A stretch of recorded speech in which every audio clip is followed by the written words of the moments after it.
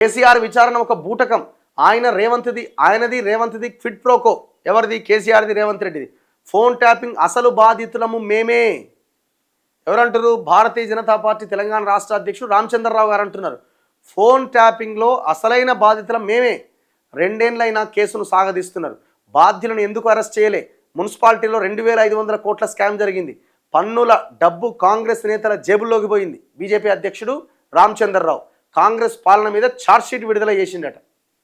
ఈ ఛార్జ్షీట్ విడుదల చేయడాలు, పార్టీ ఆఫీస్లో ప్రెస్ మీట్లు పెట్టడాలు ఇది కాదు సార్. మీరు ఇందిరా పార్క్ దగ్గర ధర్నాలు, మీరు ఛార్జ్షీట్లో పెట్టిన అంశాల మీద నిరంతర పోరాటం జరగాలి, ఒక మూమెంట్ జరగాలి. ఆ ప్రయత్నం మీ పార్టీ వల్ల అయితలేదు, మీ వల్ల అసలే అయితలేదు. ఇది పక్కన పెడితే ఏమంటుండు? ఫోన్ ట్యాపింగ్ బాధితులం మేమే అంటుండు. వాస్తవమే ఇది.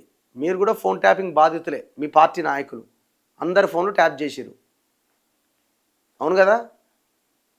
ధర్మపురి అరవింద్, బండి సంజయ్ వీళ్ళందరినీ, రఘునందన్ రావు వీళ్ళందరినీ కూడా పిలిచారు కదా, వాంగ్మూలం తీసుకున్నారు కదా. వాళ్ళ ఫోన్లు వాళ్ళకే వినిపించింది కదా ఏ ఫోన్ ట్యాప్ అయిందో అది.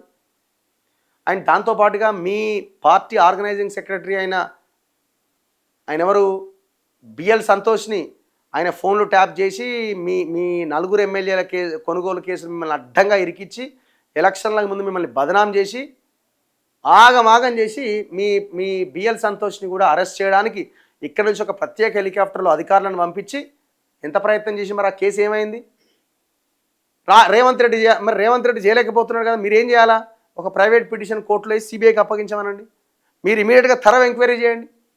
ఇది దేశద్రోహానికి సంబంధించిన కేసు. ఇది ఫోన్ ట్యాపింగ్ అన్నది కేంద్రానికి కూడా అంతే బాధ్యత ఉంటుంది. ఈయన చేయలేకపోతుంది, మీరు చేయండి. మరి అవసరమైతే మీరు సిబిఐ దగ్గరికి మీరు తీసుకురావడం ఎంత పెద్ద సమస్య. ఇప్పుడు కాళేశ్వరం కేసును అన్ని 3 పార్టీలు కలిసి సిబిఐ అని చెప్పి దాన్ని అట్లా కోల్డ్ స్టోరేజ్లో పెట్టిరు కదా. సరే అది పక్కన పెట్టండి, దీన్నైనా ఎంక్వైరీ చేయండి. అసలు మీరు రేవంత్ రెడ్డి ఫోన్ ట్యాపింగ్ మీద విచారణ చేస్తున్నాడు, మేమే బాధితులము, ఆ ఎమ్మెల్యేల కొనుగోలు కేసు ఏమైందని ఒక్క ధర్నా చేసిరా? అవసరమైతే రేవంత్ రెడ్డి ఇల్లు ముట్టడించాలా? మీరు చేసిరా ఆ పని?